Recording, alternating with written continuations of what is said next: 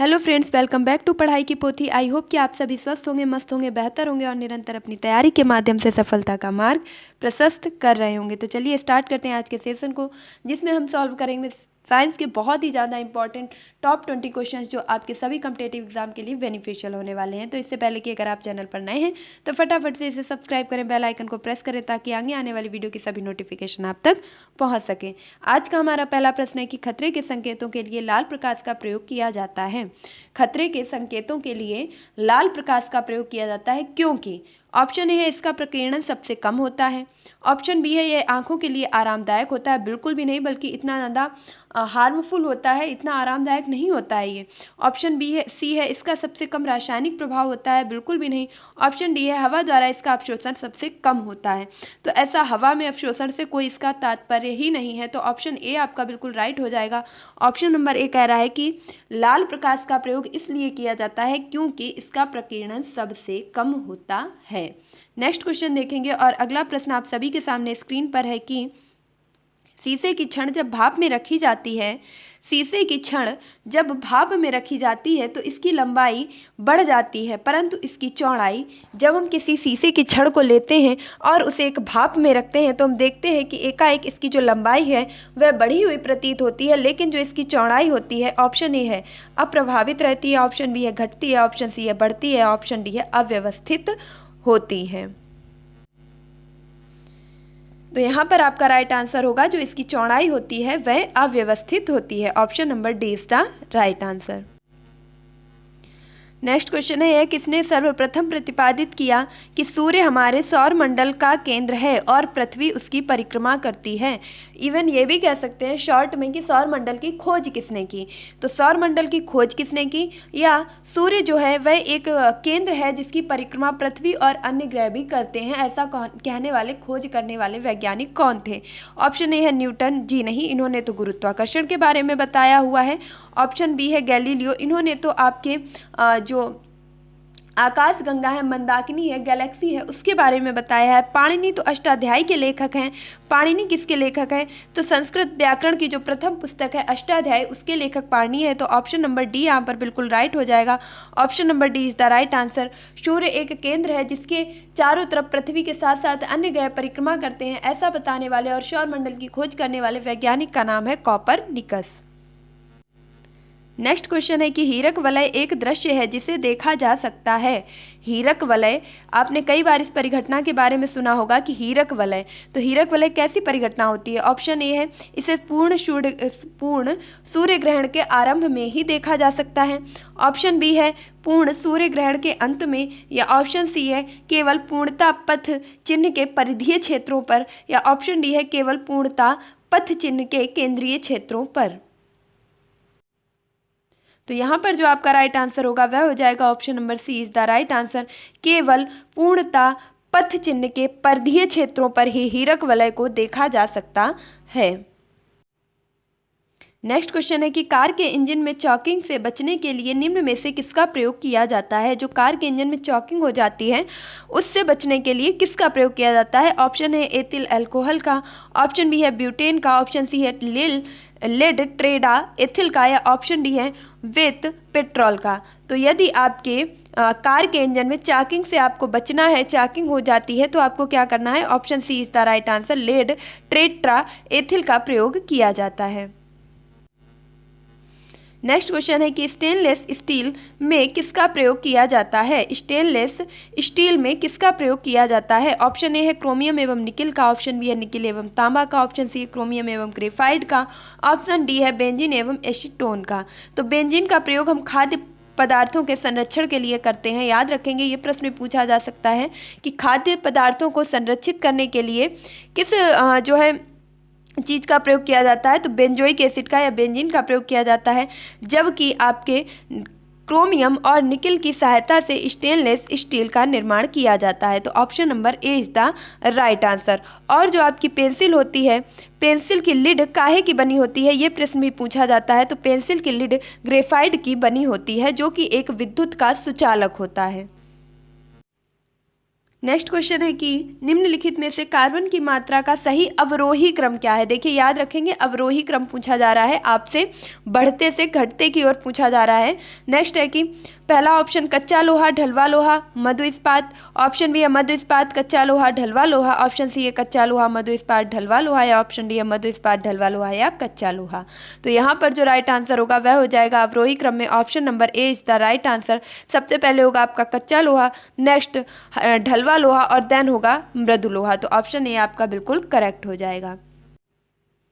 Next question है कि सूची 1 का मिलान सूची 2 से करना है। क्षोभ मंडल, सप्ताह मंडल, ओजोन मंडल और आयन मंडल। इधर आपको कुछ मिलान दिए गए हैं, जैसे विद्युत चुंबकीय किरणों का परावर्तन, परावैंगनिक किरणों का अवशोषण, वायु की क्षैतिज धारा का प्रवाह, और ऑप्शन डी है सामान्य ताप पतन दर। तो यहाँ पर आपको मिलाना है सूची 1 को सूची 2 से। तो ऑप्शन ए है आपका क्षोभ मंडल, और क्षोभ मंडल में क्या होता है, तो ऑप्शन नंबर डी आपका बिल्कुल राइट हो जाएगा, सामान्य ताप पतन दर। मौसम संबंधी ताप दाब घटनाएं कहाँ पर होती हैं, तो क्षोभ मंडल में ही। देन आपका है समताप मंडल, और समताप मंडल में क्या होता है, तो ऑप्शन नंबर यहाँ पर सही हो जाएगा आपका सी कि वायु की क्षैतिज धारा का प्रवाह। ऑप्शन सी है कि ओजोन मंडल, और ओजोन मंडल क्या करता है, ओजोन मंडल option number B is the यानी कि 2 आपका राइट हो जाएगा, परावैंगनिक किरणों को अवशोषित करता है ओजोन मंडल। देन है नेक्स्ट आयन मंडल, और आयन मंडल में विद्युत चुंबकीय किरणों का परावर्तन होता है, जिस कारण इसे चुंबकीय परावर्तन आयन मंडल के नाम से भी जाना जाता है। तो आपका ऑप्शन कौन सा राइट हो जाएगा, option number C is the right answer. 4 3 2 1। Next question की तरफ चलते हैं। निम्नलिखित में से कौन सा कथन सत्य नहीं है। जलवाष्प निचले वायुमंडल की अति परवर्ती गैस है। ऑप्शन बी है अधिकतम तापमान की मेखला विषुवत रेखा के सहारे पाई जाती है। ऑप्शन सी है शीत कटिबंध उभय गोलार्धों में ध्रुवावत एवं ध्रुवों के बीच उपस्थित होता है। ऑप्शन डी है जेट वायुधाराएं अत्यधिक ऊंचाई की हवाएं हैं। जेट वायुधाराएं अत्यधिक ऊंचाई की हवाएं हैं जो धरातलीय मौसमी दशाओं को प्रभावित करती हैं। तो यहाँ पर राइट आंसर क्या होगा, option number B is the right answer. अधिकतम तापमान की मेखला विषुवत रेखा के सहारे पाई जाती है। यही कथन आपका गलत हो जाएगा, और बाकी के तीनों कथन आपके सही दिए गए हैं। कि दिया गया है जलवाष्प निचले वायुमंडल की अति परवर्ती गैस है, ये बिल्कुल सही है। शीत कटिबंध उभय गोलार्धों के बीच पाया जाता है, ये भी ठीक है। और जेट वायुधाराएं जो होती हैं अत्यधिक ऊंचाई की हवाएं होती हैं जो कि मौसमी दशाओं को प्रभावित करती हैं। तो ए सी डी बिल्कुल सही है, जबकि ऑप्शन नंबर बी गलत है, इसीलिए ये आपका बिल्कुल राइट आंसर हो जाएगा। नेक्स्ट क्वेश्चन है कि जीवाणु तथा विषाणु के कारण वश। ऑप्शन ए है प्रत्युर्जताएं होती हैं, ऑप्शन सी है असंचरणीय रोग होते हैं, ऑप्शन सी है विपोषी रोग होते हैं, ऑप्शन डी है संक्रामक रोग होते हैं। तो हम सभी जानते हैं कि जीवाणु और विषाणु बैक्टीरिया या आपके वायरस के द्वारा कौन से रोग होते हैं, तो संक्रामक रोग हो जाते हैं। देन अगला क्वेश्चन है निम्नलिखित युग्मों में से असत्य युग्म को पृथक कीजिए। यहाँ पर भी आपको गलत जो ऑप्शन है उसका चुनाव करना है कि निम्नलिखित में से कौन सा ऑप्शन गलत दिया गया है। पहला है कि दूरदृष्टि दोष निकट वस्तु साफ नहीं दिखाई देती है। दूरदृष्टि दोष में जो निकट की वस्तु है वह साफ नहीं दिखाई देती है। ऑप्शन बी है निकट दृष्टि दोष में निकट की वस्तु साफ नहीं दिखाई देती है। ऑप्शन सी है मोतियाबिंद नेत्र लेंस अपारदर्शी बन जाता है, और ऑप्शन डी है जरा दृष्टि दोष वृद्धावस्था में होता है। तो ये बात बिल्कुल सही है, जो जरा दृष्टि दोष है वृद्धावस्था में होता है, और मोतियाबिंद में जो नेत्र का लेंस होता है वह अपारदर्शी हो जाता है। इसके साथ साथ निकट दृष्टि दोष में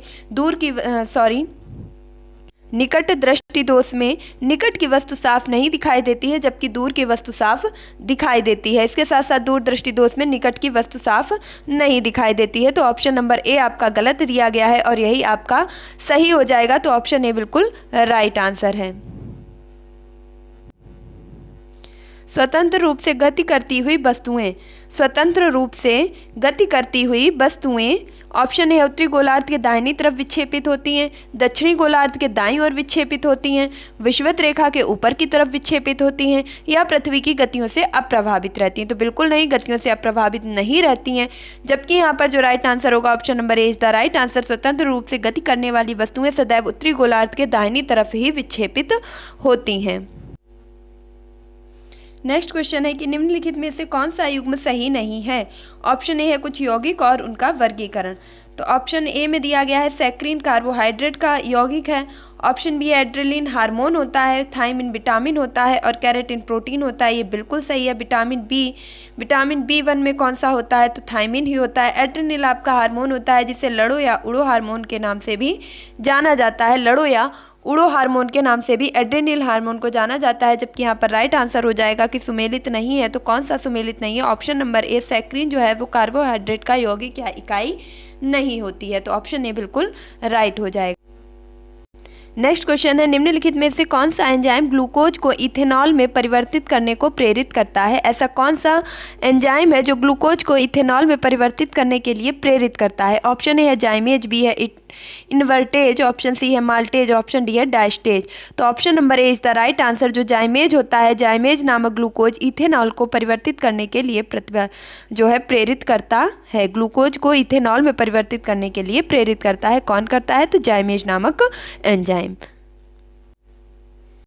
नेक्स्ट क्वेश्चन है, डीपीटी वैक्सीन का प्रयोग किन बीमारियों के लिए किया जाता है?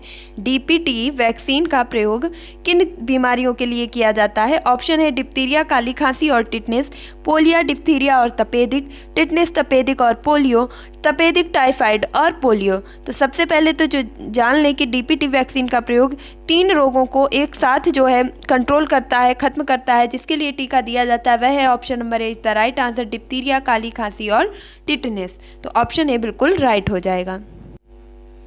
नेक्स्ट क्वेश्चन है कि निम्नलिखित में से कौन सा प्राकृतिक बहुलक है?